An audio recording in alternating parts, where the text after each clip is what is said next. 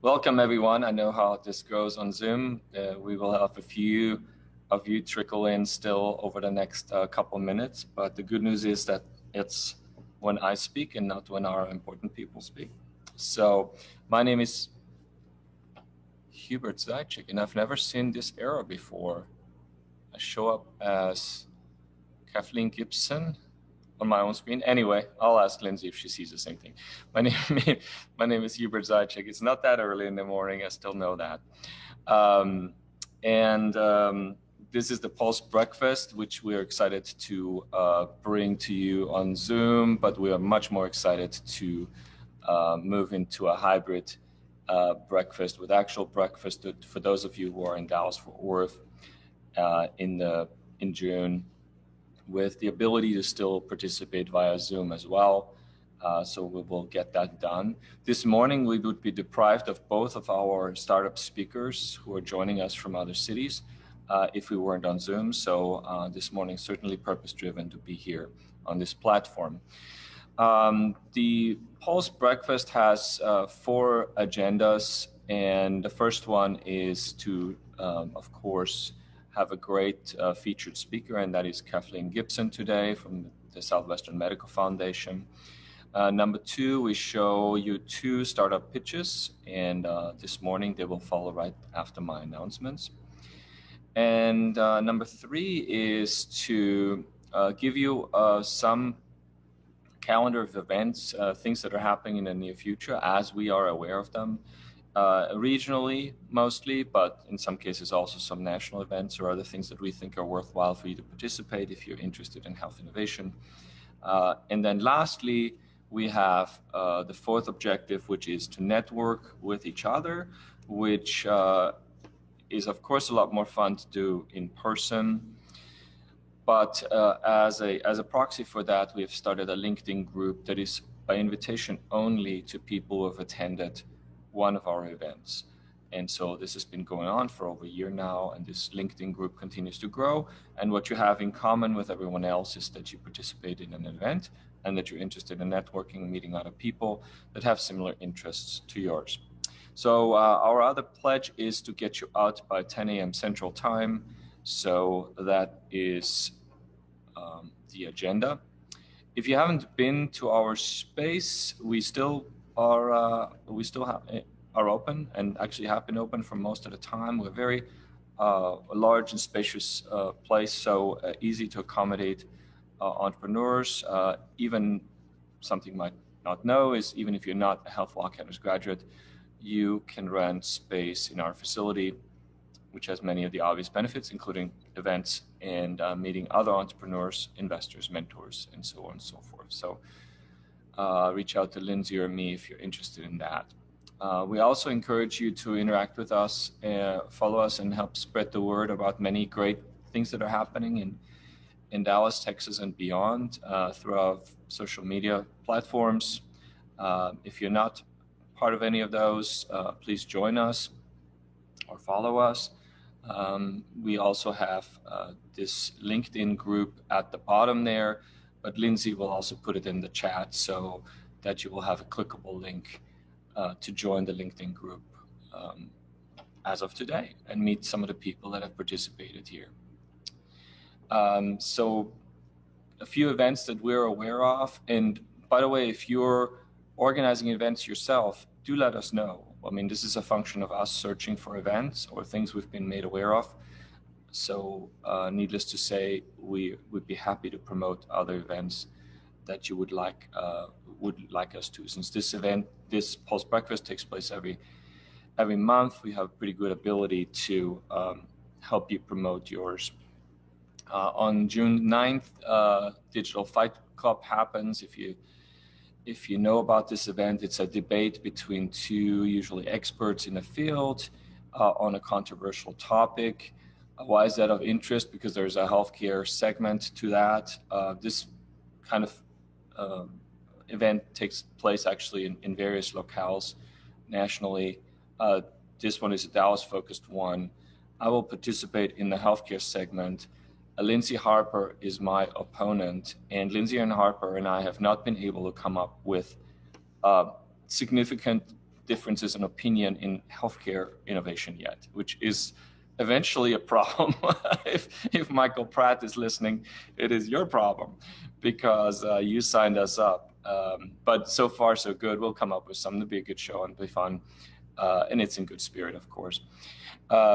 The Health 2.0 event, Dallas edition, happens on June 15th. It will have to do with digital innovation in infectious diseases. Health 2.0 is a digital health interest group that we support here in Dallas, and I co-lead with Muj Badar here in Dallas. In June, we have a tentative date. I didn't want to put it in there. We have another Pulse Breakfast, of course, with the speaker to be announced. And then we also want you to know there is a little bit of a summer hole usually in July, but we also want you to know that the Dallas Startup Week is happening first week of August.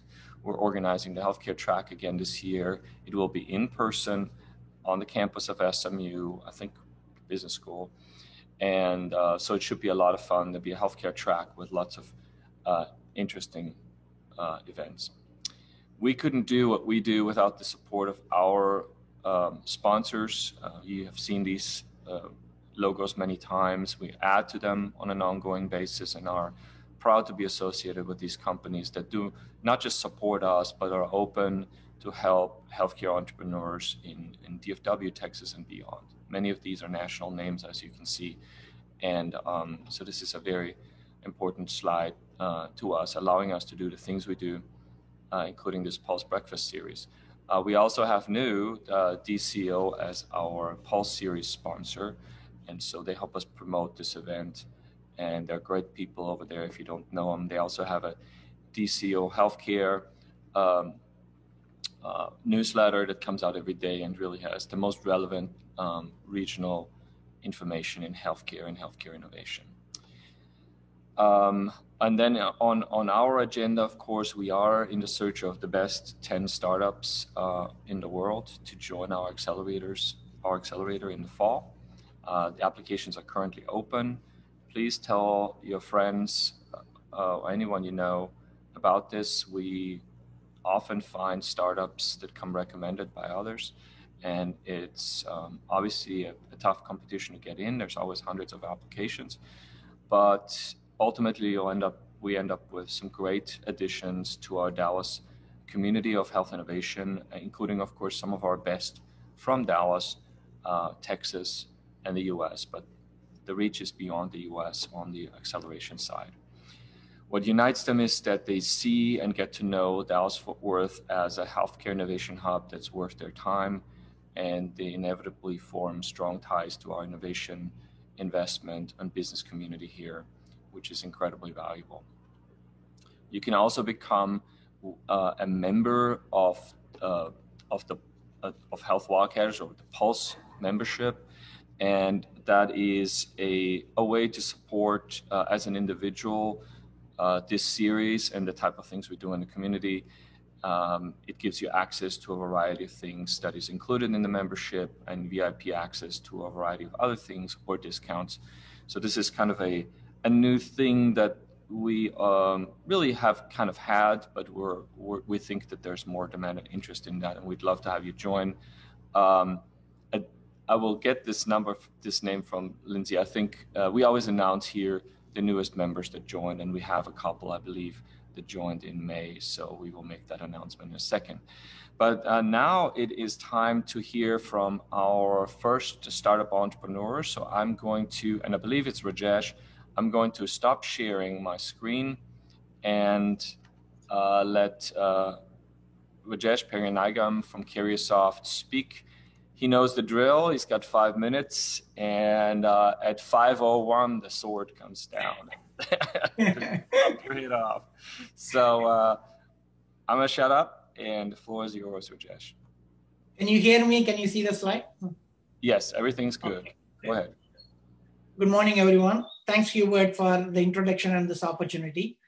My name is Rajesh Perianigam. I'm the founder and CEO of Carriosoft.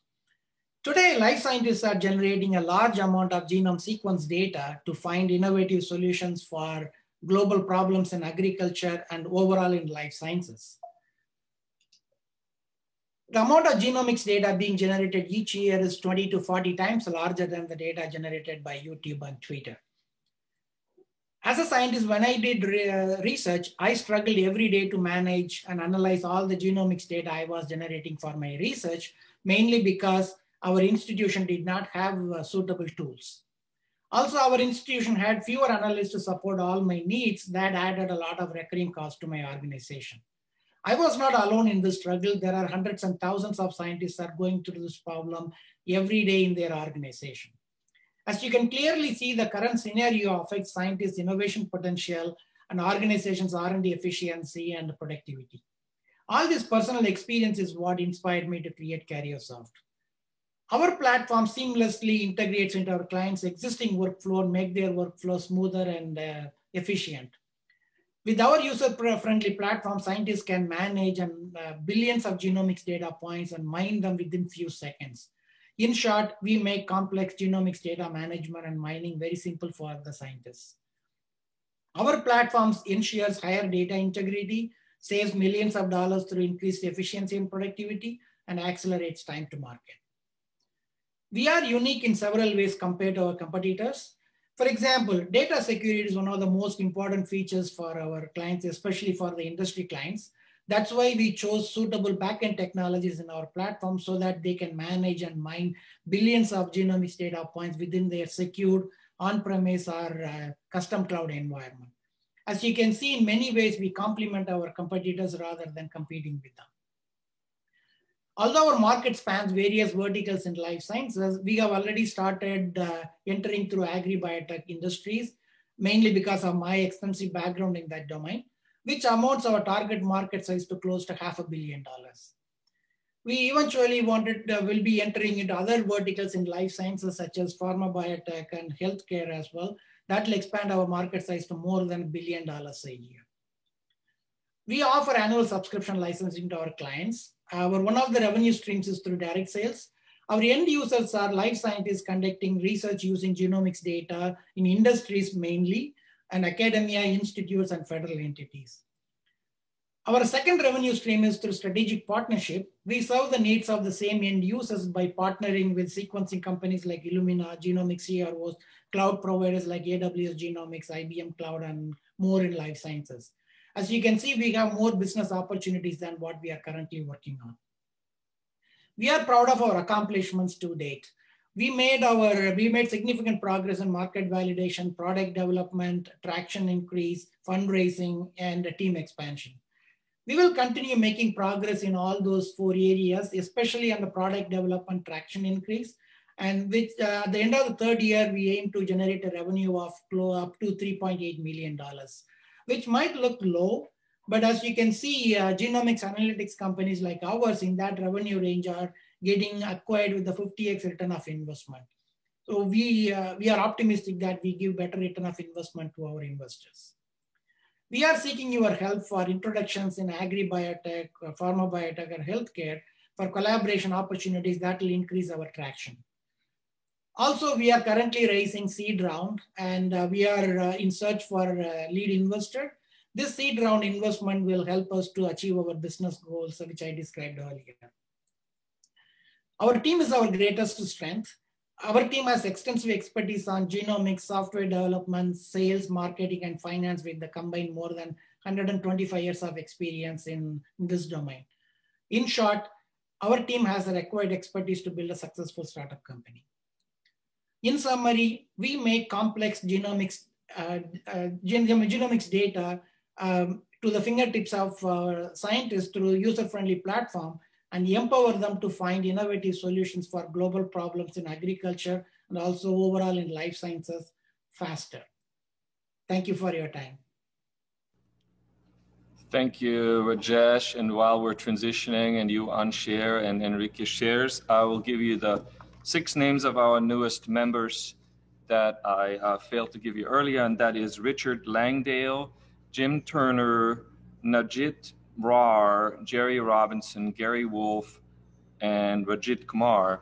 So thank you for joining as Pulse members, which supports a whole year's worth of access to to the Pulse series and other events here, and it helps us keep this running. As an aside, currently all proceeds from the Pulse Breakfast series are being donated to our nonprofit organization, Health Hacking Crisis Network. So thank you also for your donation. So with that, we're switching gears, and Enrique, go ahead and share your screen. I can see your screen well, and Okay, perfect. Go ahead, you got 5 minutes. Thank you. Thank you very much for inviting me. Good morning, I'm Enrique Hernandez, CEO of Loop Diagnostics. In Loop DS, we have developed a diagnostic test to identify sepsis in the early phase, being 10 times quicker and 3 times more sensitive than the available alternative. Sepsis. Do you know what this is? Sepsis happens when a local infection moves to the blood, becoming systemic. 50 million cases of sepsis worldwide per year, and 11 million die every year because of a late diagnosis of sepsis. After a clinical immersion study, we discovered that septic patients remain undetectable in the waiting rooms. Why? The symptoms are very common, and there are any rapid tests available for early diagnosis. Early diagnosis is crucial. Sepsis starts like a fire. The spark is the initial infection.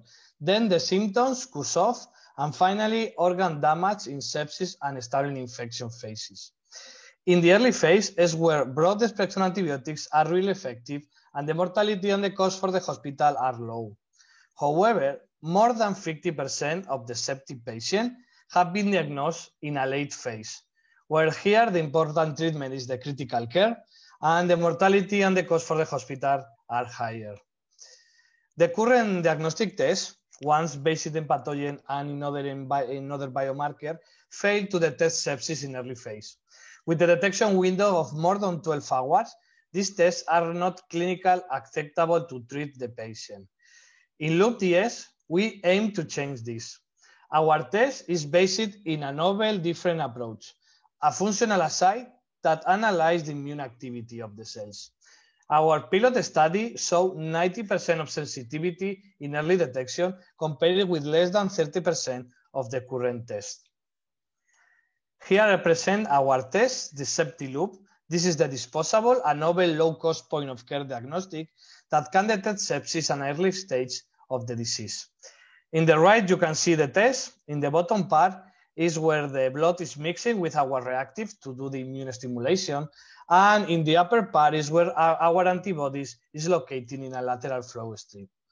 Here you can see the video of how it works. After 2 hours of incubation with our disposable, you just have to press down and the strip is touching the samples, and the whole blood is moving across the strip. And in 5 minutes, you have the result, positive or negative for sepsis. Also, in parallel, we are working in a reader device that will automatize the process of the disposable that you see before and provide also digital results. The idea is to move the disposable from the laboratory directly to the emergency department, and even in a preclinical settings like nursing homes. Our business model is B2B, selling to healthcare providers through a medical device distributor. Right now, we are pending a clinical trial where the international distributor Werfen in order to validate and incorporate our device inside their portfolio. In the right, you can see an estimation of the number of tests that we can sell per hospital. So we are around 20,000 tests per year. And also we estimate the direct saving in ICU stay that will be around 16 million. And eventually the mortality reduction of this disease. In case of the competitor, we can classify the competitor according to the technology. However, we are the only one that we are able to diagnose sepsis in an early phase and also recommend initiate the antibiotic compared with the others. This is our strategy to expanding and entering the market. The market entry will be substituting the current procalcitonin related device. And after the reader development, we will position us in the emergency department. We are looking for a total market in EU and US of 2 billion euros. And eventually, Loop DS portfolio will include new tests that provide infection sort and eventually the bacterial type. We are a multidisciplinary team that covers all the key areas of the startup, technical, clinical, and business. We have over 15 years experience in sepsis immune response and sepsis management with more than 35 publications and 1 patent that fully protects our technology. Also, we are complement with different advisory board in the different key areas of the startup. Finally, this is our roadmap. Until now, we received $500,000 between public and private fund. And right now, we are looking for 1.5 to cover the next step, the reader industrialization and accuracy clinical trial in a US hospital. Thank you very much. We are Loop Diagnostic, early sepsis diagnosis to save time, save money, and save life. Thank you. Thanks, Enrique. And I really have one slide to show, which is this one here. So now it's my pleasure to introduce Kathleen Gibson. And when you have somebody like Kathleen speak, you do a little bit of research to find out what could you say about the speaker. I've known Kathleen personally for many years. The short version is several pages long of the bio, so you start having to pick and choose. But the most important thing you need to know right now is that Kathleen is the president and CEO of the Southwestern Medical Foundation. Her career spans several decades at Citibank and Bank of America, leading various large groups, including being president of the Texas and Central U.S. Commercial at Citibank and president of Southwest U.S. Private Banking at Bank of America. She is the 10th president of the Southwestern Medical Foundation and the first woman, and has now led since 2012 the Southwestern Medical Foundation, including all the things that you see happening at the Southwestern Medical Foundation and the push to really be better known by the community. But what we're here to discover today is the impact it already has had on our community and will have in the future. The list of boards that Kathleen serves on is truly unbelievable. And then there's another list of prior boards she's served on. I think there is not a board she has not served on, except that I'm not even sure it's humanly possible to do that many things. I will say that she is also a distinguished alumni of the Texas A&M, is very active there, very active on various boards here, including Philanthropy West, Texas Higher Education Foundation, Dallas Committee on Foreign Relations, Texas A&M Foundation, and so on and so forth. And of course, with that comes also many accolades that she has received over the years, including being one of the top 25 industry leaders in women in business in the Dallas Business Journal, and many others. The most stunning thing you will learn when, not stunning, the most the most interesting thing you will learn when you get to know her is that she is one of the most humble people and most approachable people, and leads this organization into truly uncharted territories, including our city and region in health innovation. So it's my distinct pleasure to welcome you, Kathleen. And really, I'm gonna shut up here because we're here to hear you. But I would like for you to start out with maybe giving us a few kind of important points about the foundation that we should know, and then we'll take this conversation further. Thank you, Hubert. I think one of the wonderful things that I have really enjoyed over the last 9 years of being with this great foundation is not only the legacy of its work, but the legacy of relationships. And you have been one of our most important relationships. And I have to thank you for advocating for what we stand for all the time. It's powerful and it's important. And we hope to engage many more, hopefully this morning, to continue to learn and to advocate for what we're doing. And it's very consistent with what you're doing, Hubert. It's wildcatting toward the problems that we need to solve in healthcare today. I have a couple of slides, and I thought I might just share a little bit about our relationship with Hubert. Say never do this. I love relating this to the progress that you're helping us drive in innovation.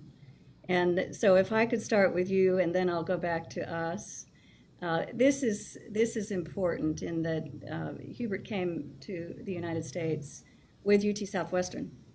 And I don't want to put words in your mouth, but I'm sure that you saw it at the time as an academic medical institution of some level of value to the world. And therefore, you chose to spend your time and treasure at UT Southwestern for a number of years. And you can see you haven't aged a bit. You can see your work in a lab that may have progressed since then in terms of how the lab looks, but maybe not. Maybe the discovery is the important thing. But do you want to say anything about your research at the time? Well, I think it was definitely less usual to come to Dallas at the time. I'm from Austria originally. And I co-founded an organization called Austrian Scientists in North America very early when I came to the US. And most Austrians were on the coasts. And when we divided up the United States to be organized around chapters, I won huge. I mean, they gave me like 5 states in the middle of the country. I felt like I'm owning it. But there were only 6 people in it from Austria. And later on, this changed. There's a very significant contingent of Austrians now. And I think that shows a little bit of the rise of prominence also of UT Southwestern in the middle of the country as far as research goes.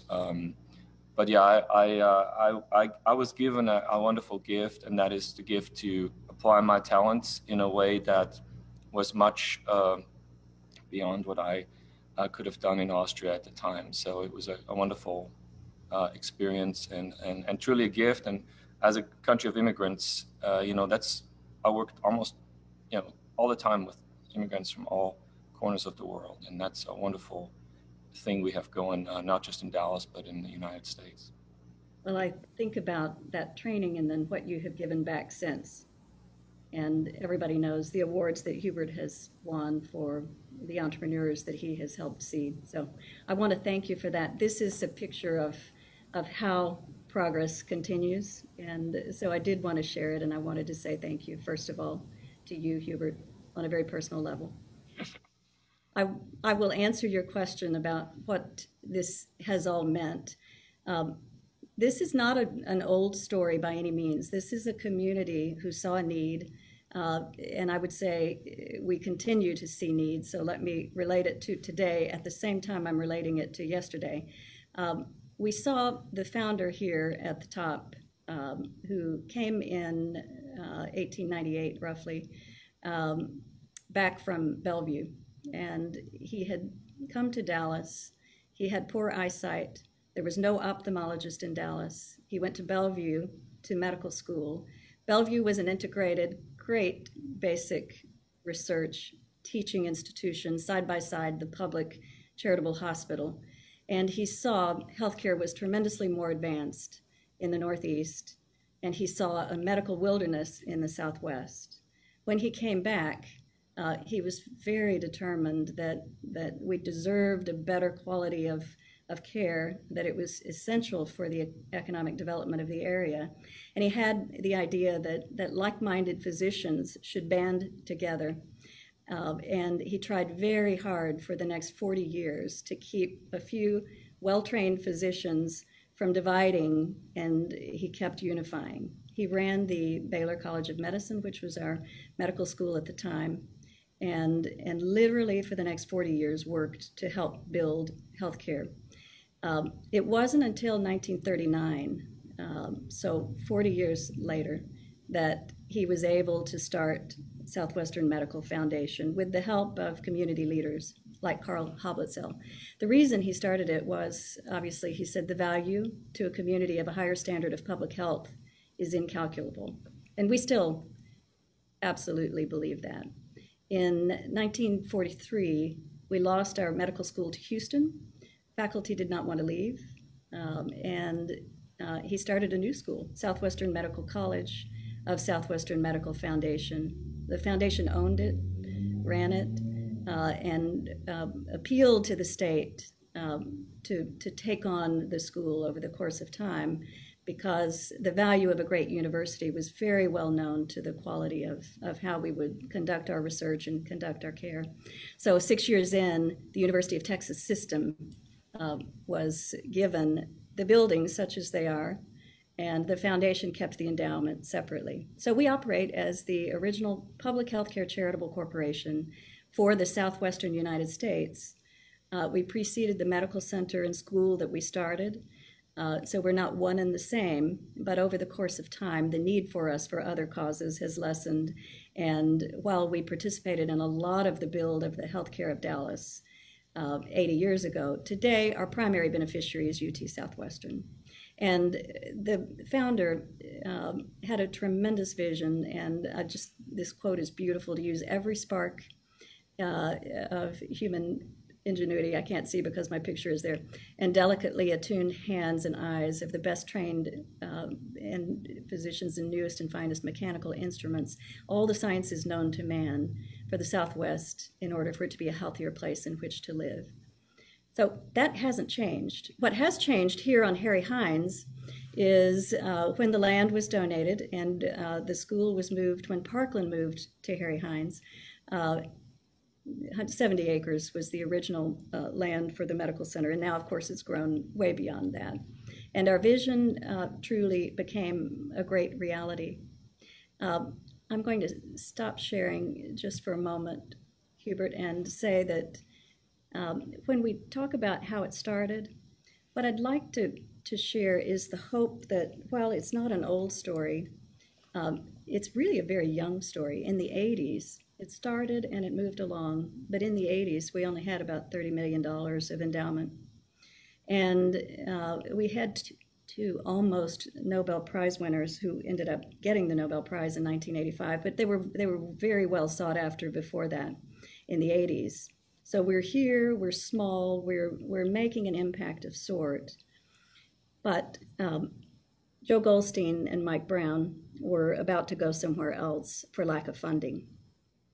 And the idea of going to one of our major philanthropists to help support their faculty endowment was a real meeting. And Peter O'Donnell, I'll tell you today, it was anonymous at the time, but Peter O'Donnell asked, well, you know, what is the faculty endowment in total? And they said $4.5 million.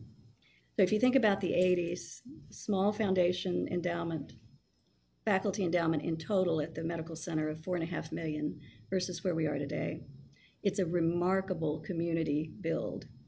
And so one of the things to share with you is that the foundation started campaigns at that point.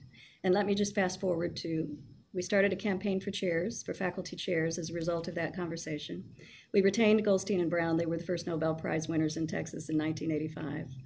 We raised the money for 27 chairs. Today, the foundation manages money for 129 chairs, and that's just part of the number of faculty endowed chairs we have today.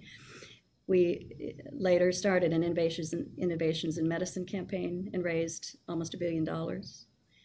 We started a campaign to rebuild St. Paul's, which became Clements Hospital, another $200 million. And the foundation today is at $1.2 billion.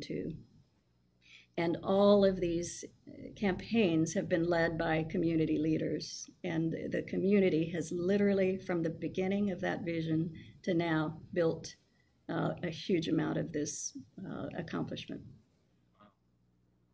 I mean, the number alone is stunning when you think about 30 years and from 30 to 1.2 million. That's, you know, in VC terms, that's a 40x. That's really good. Yes, exactly. That would be a very good exit. But of course, it came together by astute management of the resources given and so many people opening their wallets to help really create something that becomes sustainable and in size impactful in a way that really brings you up to a level that's international and allowed the university to be playing at that level as well. So that's a stunning number for sure. It is true. And it's not just the size. I would say from the beginning, the vision of quality, back to what did Dr. Carey know? The founder was not only an MD, but he became head of the Texas Medical Association. He later became head of the American Medical Association. He was nationally known and nationally sought after. When healthcare was trying to be nationalized in the 30s, he spoke on behalf of the early concept of insurance and said, perhaps we should give this a try. The reason I say that is he was very well informed on quality science and rigorous basic science that accompanied the best patient care, that advanced the practice, that certainly advanced the education of students, and that artful interplay of research, quality research, and what the elements of quality research are. Back to your lab. The elements of rigorous teaching around that research-based teaching institution, and then seeding of doctors for North Texas to eliminate the wilderness. Today we have about 50 or 60% of doctors in North Texas educated at UT Southwestern. So it's made a tremendous impact. But the quality of the research, it's hard to put your finger on what is quality research when you think about that. And your entrepreneurs, I know, think about that. And Nature Magazine did a count, which I thought was a fascinating count, if we want to talk about innovation a bit. It was institutions in the world, not just medical centers, but institutions in the world in medical research. And they counted cited research leading to innovation of some kind, a license, a patent, a company, and just counted cited research leading to innovation. Uh-huh. Harvard and Yale were 30 and 35 in the world. The NIH was 7. UT Southwestern was 5. Wow. That's amazing. It's a tremendous story of how quality can attract the talent and continue that virtuous cycle of exactly what we set out to do. And so we're very proud of how it's all evolved, of course. And the innovation is needed. So we say, to what end are we working? Well, we're working toward bringing along today the community that will continue to help us not only plant the seeds of the future, but also advocate for the progress that we need and fund the work that needs to accompany that. So I know you're also able to raise the profile of the scientists and the work that's been done here. One of the things that's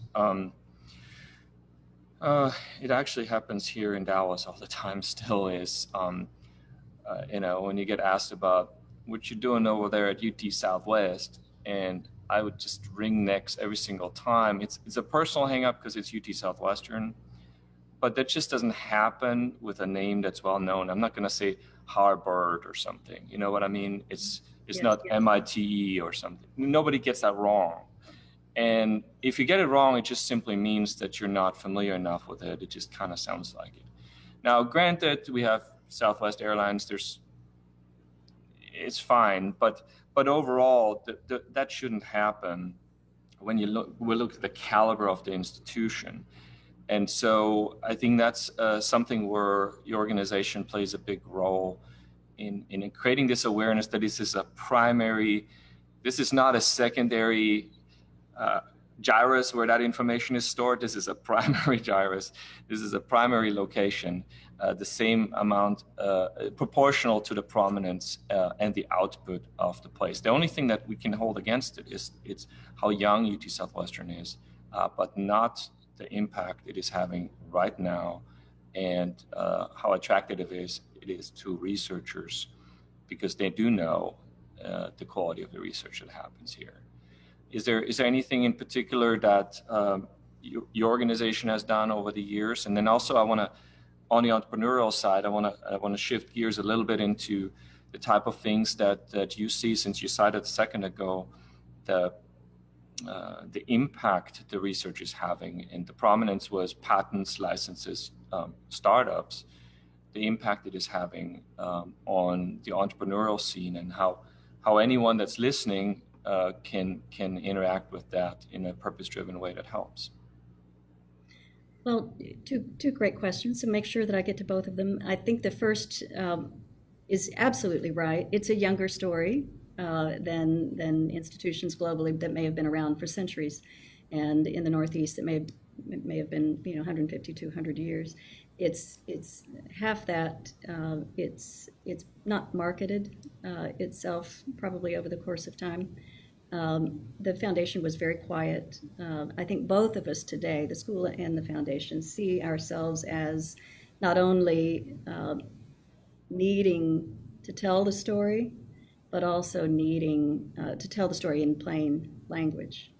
So while I would argue that scientists and researchers all over the world know UT Southwestern very well and collaborate, because you have such a concentration of now Nobel Prize winning science, 6 Nobel scientists that were seated as a result of the work that they did at the institution here, which is not hiring from somewhere else. It's emanating from the work here. That's a unique story. No one else has done that. But that has seated Howard Hughes medical investigators at the highest rate level in Texas, and I would argue across the country in many cases. National Academy members is in life sciences is 95% of Texas Academy members in life sciences are at this one institution. So you can just see that the talent is attracted by the quality of the talent that is here. That's very similar to the nodes of Boston and San Francisco for different reasons. So I would say that very well known in scientific circles, less known in community circles. What can we do about that? It's a problem.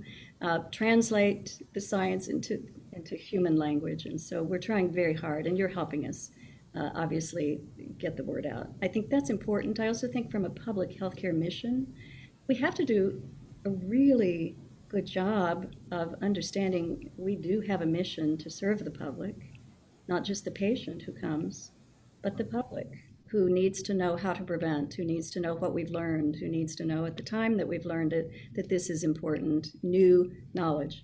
So really trying to get the new knowledge out there is important. And then we get to your question about innovation and what's going on to solve problems today. Well, an example would be gene therapy and some tremendous work that's going on in Eric Olson's lab.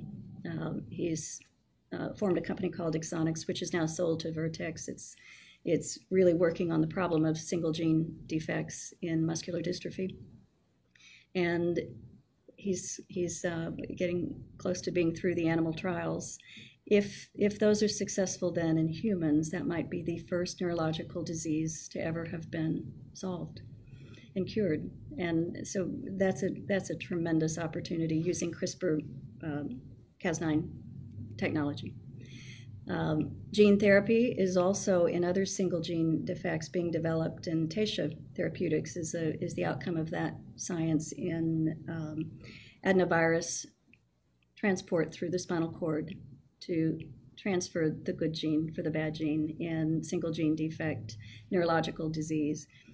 GAN is the first disease, but the point here is that there are many, this is a paradigm we've crossed. There are many single gene defects that affect thousands and many thousands of people around the world. If you aggregate single gene defects, it's not as rare a problem, and you can aggregate technologies to solve those problems over the course of time. And so we're very hopeful that some of these genetic therapies will be the next stage of development. Yeah, that's cool, and many of us have heard of the various startups that have come out of UT Southwestern, especially over the last 2 to 5 years, which is really not so common before. And most importantly, that went public as opposed to just being acquired, which is still a success if the science continues to provide value to humanity, then it's a success. There's no ifs and buts about it. Fun fact on CRISPR is my alma mater was on the losing end of that patent battle. So there were 2 teams, 2 consortiums that were claiming CRISPR-Cas9 as their invention. And obviously they both worked very, very early, and University of Vienna was one, and they did not get the patent. So I don't know the inside story, but definitely know that there's some interesting research done at my alma mater in Vienna. That's interesting. I didn't know that. Yeah, well, I don't know the story. I hope this story isn't that they stole it or something. You hear a lot about Stanford and Broad. Yeah, so those two consortiums, kind of went to battle over who gets the patent, and they did not win it. All I wanted to say is that I was a little surprised to see it pop up as obviously an institution that did super early cutting edge research at the same time, and then it's a matter of who did it first and who filed first and all that. So, but it's certainly an incredible technology, and it needs to be in the hands of the top researchers in the world, and used in a conscious and careful way. On the entrepreneurial side, one of the things that you have supported at Health Wildcatters is our hackathons, which are really a community effort. They're not so much getting programmers together to solve a problem, but rather anyone in the community that wants to work on a problem. And that solution doesn't even necessarily have to be software. It can be a new concept that can solve lives, improve access, you name it. So it's very open. And Southwestern Medical Foundation has supported these hackathons from the beginning. And it is a very conscious thing that you have done there in supporting this. And it also kind of speaks to me a little bit towards your outreach to the community with the simple thought, just like in school, that if you involve them in creating solutions, then they're bought into the problem and are taking active measures to seek help or be part of the solution, as opposed to just waiting for solutions. So I think that I know that some companies have come out of those efforts. None of them are in our portfolio, but that isn't the motivation for us. It's just to see community activity. And of course, that included people from all over the world, really, in the virtual ones, and even the in-person ones. We had people flying from the coasts to participate. So I know that's one thing that you have done. And of course, we're well aligned on those type of efforts. Anyone that's listening right now, and obviously the recording of this will also live on, that wants to be involved or wants to play a role or wants to do things that have impact, that is not someone who can just donate a lot of money or has been in Dallas for a long time. What are some of the things that you would tell them to do, and both on the entrepreneurial side as well as on the maybe philanthropic side, because it's the same story there. When you have seen the impact of what you can do, even with smaller amounts of money, then it's kind of a bug you catch, and it's a good bug.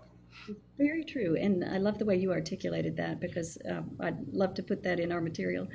I would love, if we accomplish nothing else, for anybody who's on this call to see themselves in this story in terms of having the ability to influence direction of where a community goes from here.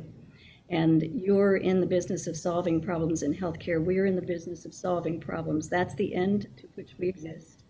And we're very symbiotic in terms of our respective roles in the community, frankly. It is to make the progress or to inspire someone to make the progress.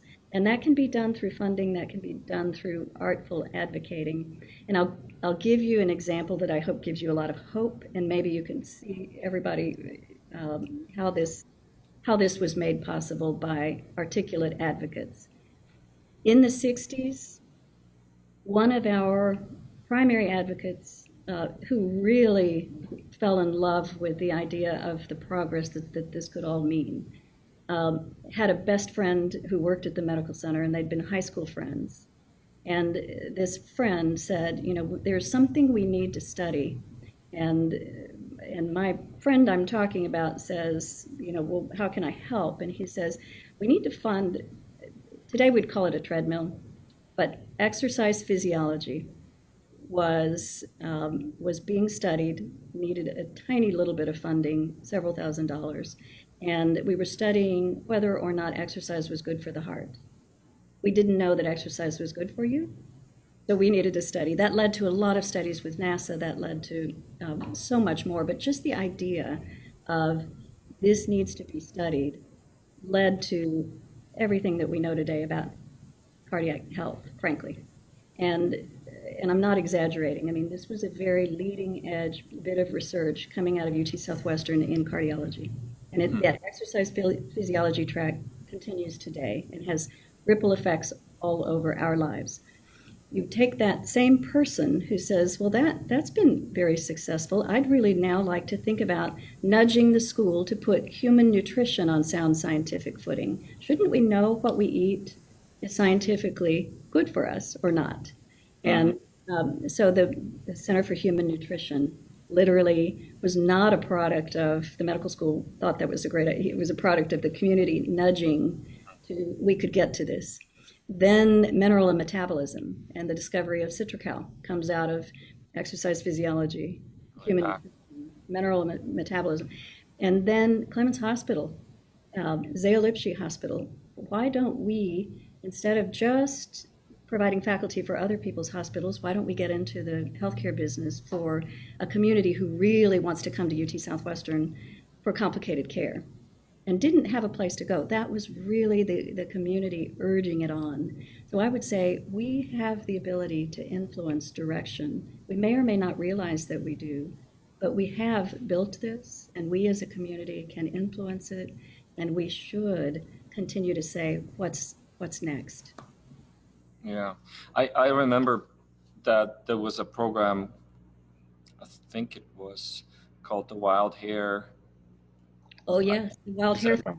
I don't know what it's you here. know about it. It's here. It's at the foundation. The Wild Hair Fund. That was a wonderful semiconductor scientist at Texas Instruments who funded that.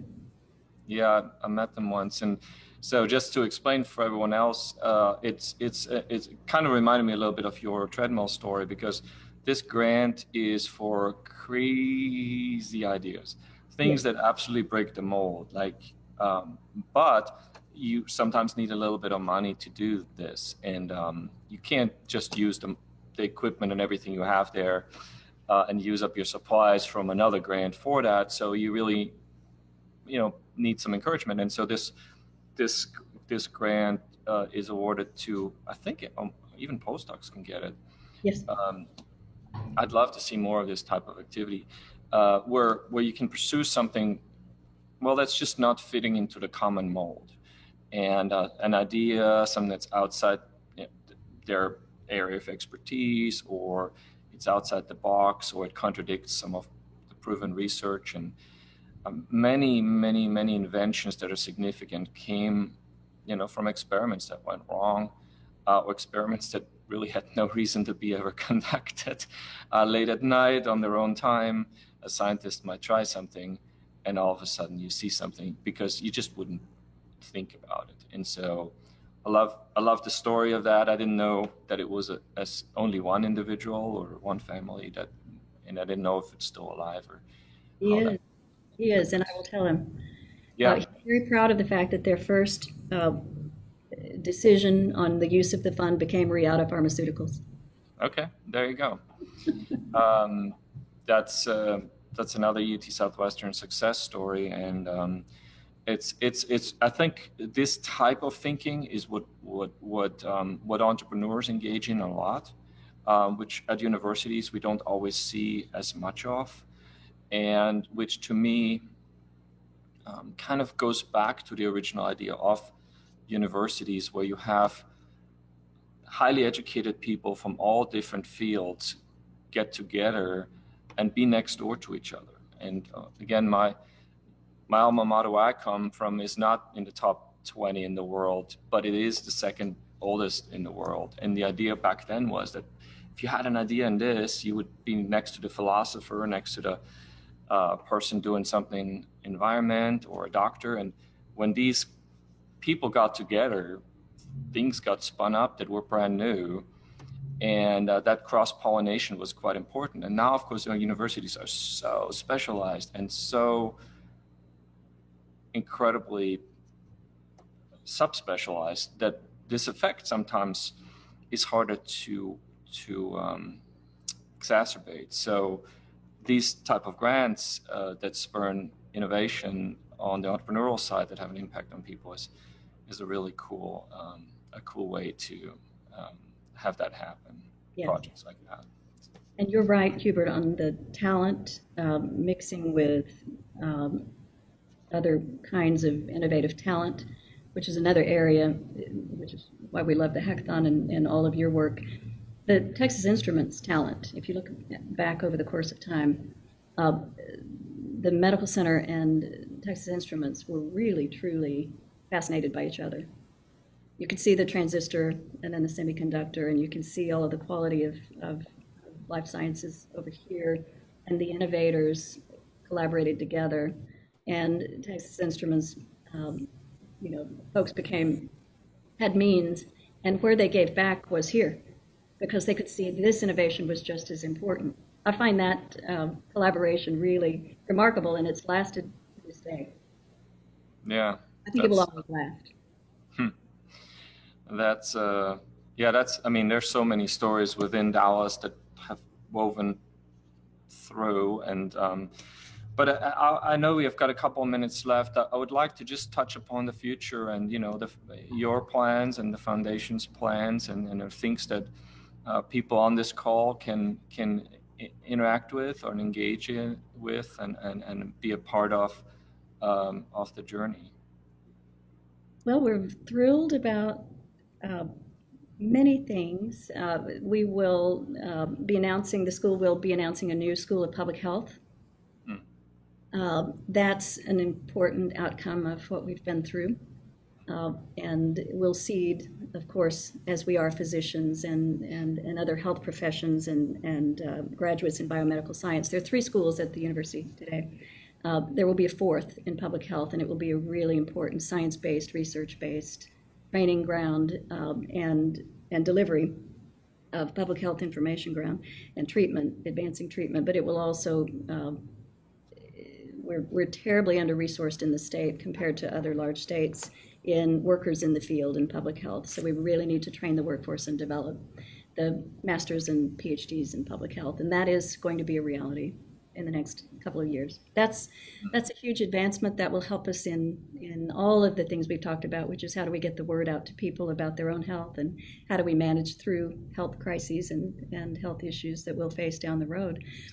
I think also Pegasus Park is worth just a moment, which is how do we in community and philanthropy advocate for innovation and ecosystem and the building of companies. And Pegasus Park will be an innovative biotech plus hub for this part of the world, but it will also be open to any part of the world. So it won't be exclusive to any one university, but it will be the ecosystem that has the labs, that has the capital, that has the talent to help us build more companies. Yeah, that's a very exciting project. Most probably on this call know about it, but there's always some that don't, and we'll definitely have probably Claire speak on that topic here at the Pulse as well, because it's its own topic.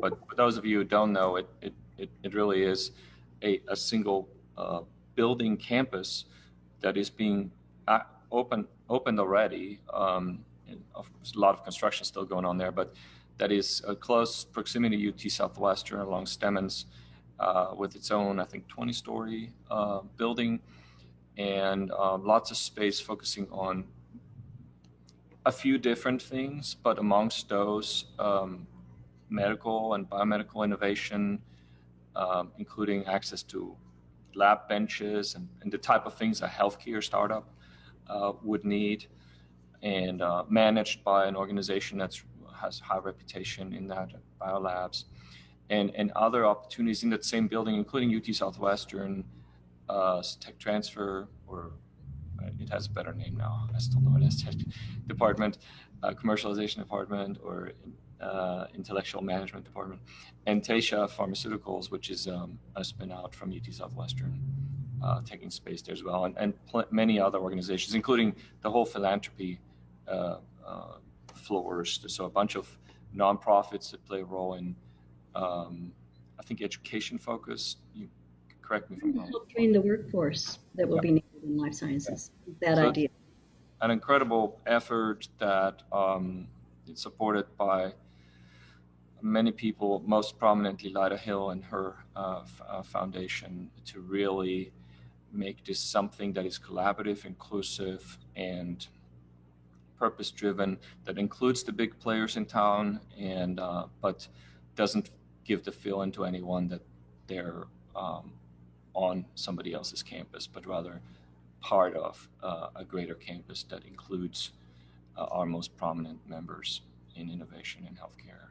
That's the perfect example, Hubert, of a foundation trustee who is making a tremendous impact across the community with the firm belief and statement that science is the answer.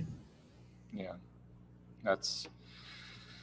anyway, there's so many things we could brag about. There's certainly so many things we are blessed to have in our community, and that allow us to continue on, that allow us to attract some of the best people, and ultimately with the pride of our regional success, but with the satisfaction of worldwide impact. That, to me, as a trained physician, is the ultimate reward, to see the solutions created that do need a certain physical concentration of assets in a space, but the knowledge that the impact is worldwide, and these days, almost instantly worldwide. Immunizations are a good example of such, not a Dallas example, but an example of a solution that just as a century ago would have taken decades for this cure to span the world, and here we are in a Western country. Of course, we have very quick access to this, but any country in the world has access to the same solutions that were created in the Western countries almost instantaneously. Not quite the same yet. There's always going to be some disparity, but still with unprecedented access. And that's the type of thing that I see in the future for all of us as well. We are at 10 o'clock, so I want to be respectful of our listeners. Anything you want to add, Kathleen? Floor is yours, and then we'll adjourn. I thank you for your analogy of the rainforest and the nodes. That was a beautiful discussion when you gave that, and I recommend the rainforest to everybody. I think this was the original node, or how it started in the Southwest, and you continue to be an original node for how innovation continues. So I thank you. I thank you for our partnership, and thank you for letting us tell our story. Well, thank you. Thank you for making the time, and thank you for asking me for 3 old pictures, which I dug out, and I knew you were going to use one of them. I didn't know I was going to be assaulted with all 3 of them. I look differently. I feel a lot different these days. 20 years fast forward, with a city that has grown up and a scientific community that has risen to national and international prominence, and unbeknownst to me, as a immigrant researcher, would go on to be one of the prominent players in the world, to play a role in all the things that are happening in medical research. So thank you for coming here. Thank you for everyone for joining us. Also, thank you for your donation. Your ticket today is a donation to Health Hacking Crisis Network. We forward all proceeds to that organization that has yet many other things to solve as well. So with that, I'm gonna yield the rest of the day and the week to all of you doers. So do the great work out there. Be inspired by our speakers. Know that there are many ways to interact and make this place better and have an impact in healthcare innovation and the world. So thank you. Thank you, Kathleen. Thank you, Hubert. Talk soon again. Bye-bye. Proud you're one of ours. Take care.